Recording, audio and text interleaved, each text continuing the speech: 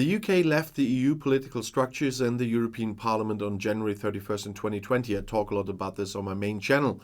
But the EU, of course, moved forward after the UK left with Brexit. But what happens in the EU today? One topic I have in today's video for you. The EU Commission welcomes the provisional agreement just reached between the European Parliament and the Council on the nature restoration law. Once adopted and applied in the EU member states, the law will be a key contribution to reaching climate neutrality by 2050 and increasing Europe's preparedness and resilience to the effects of climate change. The law should set in motion a process for continuous and sustained recovery of nature across the EU's land and sea.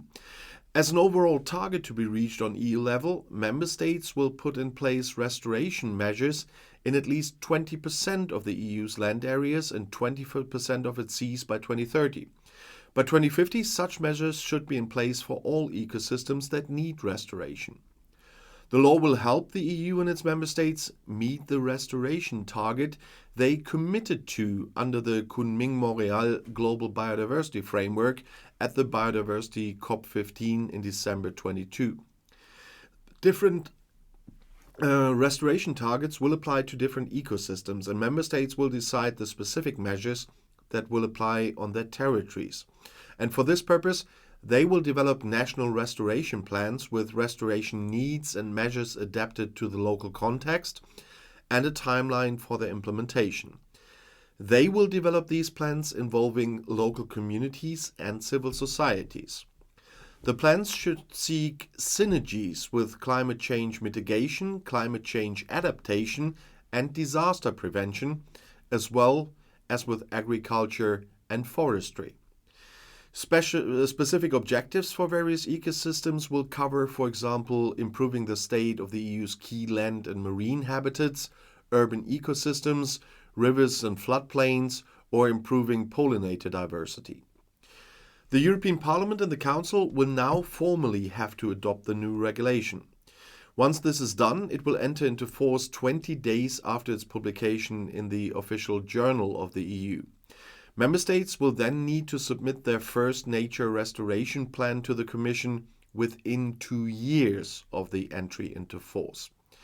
The economic cost of the degradation of nature is very high, while every euro spent on restoration can deliver a return on investment of more than 8 euros, depending on the ecosystem. Only healthy and productive ecosystems can provide the many services we all depend on, including resilience to natural disasters such as droughts and floods, as well as the long-term food security. Despite EU and international efforts, biodiversity loss and the degradation of ecosystems continue at an alarming rate, harming people, the economy, nature, and the climate. Today, over 80% of conservation status assessments for European habitat types are in poor or bad status, with many further deteriorating. And past efforts to protect and preserve nature have not been able to reverse this worrying trend.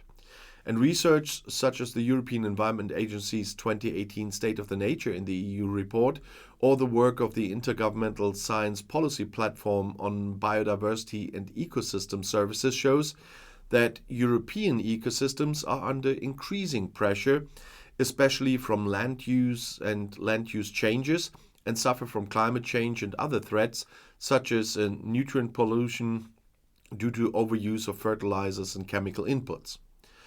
The Commission adopted the proposal for a nature restoration law on June 22nd and 22. The law is a key element of the European Green Deal and the EU biodiversity strategy and builds on existing legislation. And if you want to know more, the next video is right here in the end screen. I'll see you there. I'll be back.